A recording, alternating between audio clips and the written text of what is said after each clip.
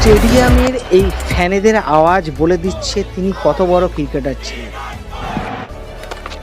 জিতো এমনভাবে যে গোটা ব্রহ্মাণ্ড মনে রাখবে, এটাই ছিল তোমার মনের জেদ। সেরা হও আর সেরা থেকে যাও, এটা ছিল তোমার চিন্তাধারা। বিপক্ষকে ম্যাচের আগে হারিয়ে দেওয়ার অ্যাগ্রেসিভ উত্তেজনা ছিল তোমার সবচেয়ে বড় জিত। তোমার সবচেয়ে বড় শিক্ষা ছিল কখনো না হার মানা। তোমার এই শিক্ষা সবসময় আমাদের সাথে থাকবে। টেস্ট ক্রিকেটে তোমার অবসরের জন্য আমার তরফ থেকে রইল অনেক অনেক শুভেচ্ছা ও অভিনন্দন।